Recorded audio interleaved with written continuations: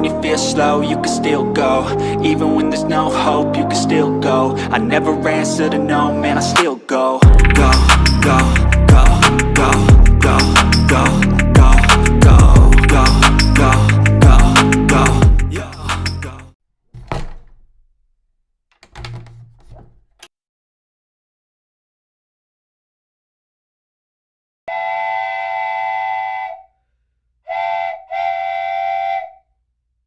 Baik teman-teman, selamat datang kembali di channel ini. Semoga bisa bermanfaat bagi kita semua. Jangan lupa subscribe, like, dan komennya ya teman-teman. Baik, pada pembahasan kali ini kita akan membahas tentang karya ilmiah. Adapun pokok pembahasan kita pada kesempatan kali ini yaitu mengenai sistematika penulisan karya ilmiah. Baik, di video ini kita akan membahas tentang apa sih sistematika yang terdapat dalam penulisan sebuah karya ilmiah. Baik, yang pertama adalah judul. Judul suatu karya ilmiah hendaknya dapat memberikan gambaran yang jelas tentang materi dan ancangan atau ruang lingkup masalah yang akan dibahas.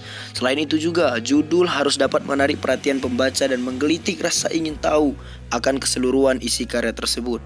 Pada umumnya judul baru dipikirkan penulis setelah karya yang dibuat selesai, bandingkan dengan topik. Tentu saja ada pula penulis yang berangkat dari judul yang kemudian dikembangkan menjadi karya yang utuh. Penulisan judul ini sangat penting karena yang pertama kali dilihat dalam suatu karya ilmiah yaitu judul. Apabila judulnya sudah jelas dan menarik, maka seseorang akan dengan antusias untuk membacanya. Jangan sampai judul itu tidak jelas dan membuat para pembacanya jadi bingung.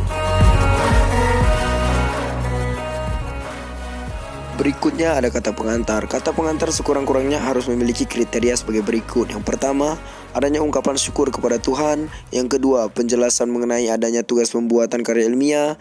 Yang ketiga, penjelasan mengenai pelaksanaan pembuatan karya ilmiah. Yang keempat, informasi tentang bimbingan atau arahan dan bantuan yang diperoleh di dalam pembuatan karya ilmiah. Yang kelima, ucapan terima kasih. Yang keenam, pernyataan keterbukaan terhadap kritik. Yang ketujuh, penyebutan tempat tempat tinggal tahun pembuatan karya ilmiah dan nama penulis. Berikutnya ada daftar isi. Untuk memudahkan pembaca mengetahui isi karya ilmiah atau untuk menemukan bagian-bagiannya, misalnya bab atau anak bab yang dikehendaki. Karya ilmiah yang panjangnya lebih dari 15 halaman sebaiknya dilengkapi dengan daftar isi yang ditempatkan setelah kata pengantar dan sebelum bab pendahuluan. Daftar isi memberikan gambaran menyeluruh tentang isi dan urutan bagian-bagian karya ilmiah. Di dalam laporan penelitian tentu bab dan anak bab lebih banyak sehingga derajat penomoran anak-anak bab lebih banyak pula. Di dalam hubungan itu, derajat penomoran itu dibatasi sampai 4 angka. Semua anak bab yang mempunyai nomor dan tajuk perlu dicantumkan di dalam daftar isi tersebut.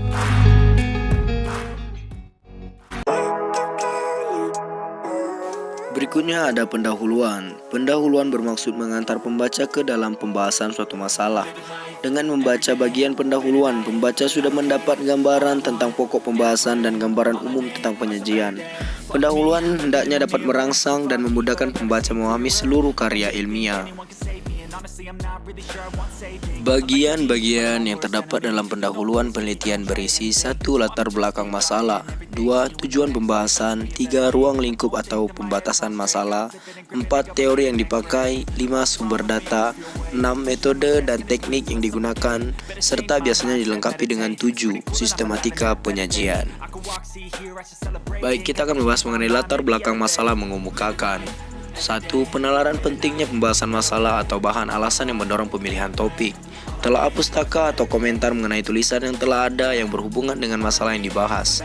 Manfaat praktis hasil pembahasan di dalam karya ilmiah serta perumusan masalah pokok yang akan dibahas secara jelas dan eksplisit di dalam bentuk pertanyaan atau pernyataan yang dapat membangkitkan perhatian pembaca. Berikutnya ada tujuan pembahasan, mengungkap rumusan. Yang pertama, upaya pokok yang akan dikerjakan di dalam pemecahan masalah dan garis besar hasil yang hendak dicapai.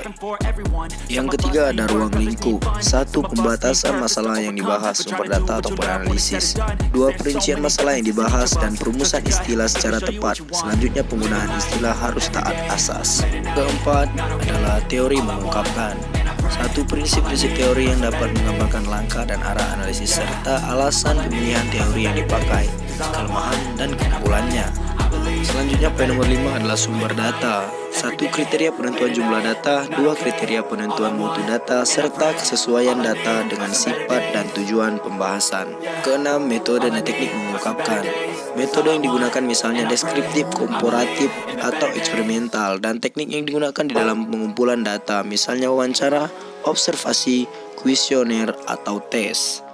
Yang terakhir ada sistematika penyajian jika ada mengemukakan, penjelasan kode data kalau ada, serta urutan hal-hal yang dimuat di dalam karya ilmiah dimulai dari pendahuluan sampai dengan daftar pustaka dan kalau perlu lampiran serta indeks.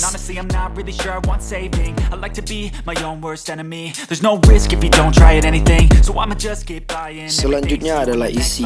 Bagian yang merupakan inti karya ilmiah ini memaparkan uraian pokok masalah yang dibahas.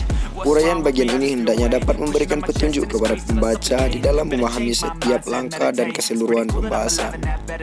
Panjang lebar uraian harus proporsional dengan pentingnya masalah yang dibahas.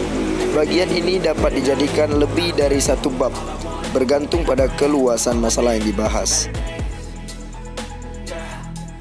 Bagian isi terdiri atas uraian masalah yang dibahas, analisis dan interpretasi, ilustrasi atau contoh-contoh, dan tabel bagan gambar kalau ada.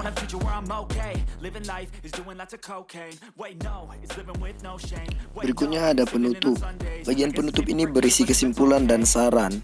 Yang dikemukakan di dalam kesimpulan ialah pernyataan-pernyataan kesimpulan analisis atau pembahasan dilakukan di dalam bab-bab isi. Kesimpulan merupakan jawaban permasalahan yang dikemukakan di dalam pendahuluan. Kesimpulan bukan rangkuman atau ikhtisar.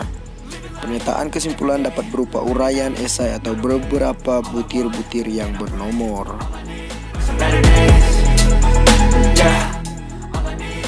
Yang terakhir ada daftar pustaka. Daftar pustaka merupakan daftar buku, majalah, artikel di dalam majalah, atau surat kabar, atau artikel di dalam kumpulan karangan, antologi, yang digunakan sebagai acuan di dalam pengumpulan data, analisis atau pembahasan, atau penyusunan karya ilmiah. Daftar pustaka merupakan persyaratan suatu karya ilmiah. Di samping itu, penyusunan daftar pustaka sebagai daftar acuan memudahkan pembaca yang ingin memudahkan sumber acuan yang digunakan di dalam karya ilmiah itu.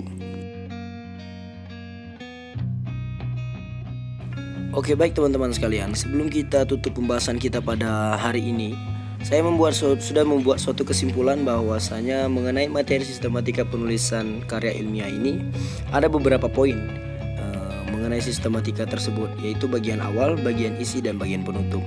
Bagian awal bisa dilihat dan dibaca sendiri, ada beberapa poin-poin yang terdapat di dalam bagian awal tersebut. Bagian isi juga seperti itu, bagian penutup juga saya berikan poin-poinnya. Semoga teman-teman sekalian bisa mengambil ilmu dari video kita pada hari ini. Saya ucapkan terima kasih bagi teman-teman yang sudah menonton sampai habis, sampai akhir. Terima kasih atas waktunya. Sekian dari saya. Assalamualaikum warahmatullahi wabarakatuh.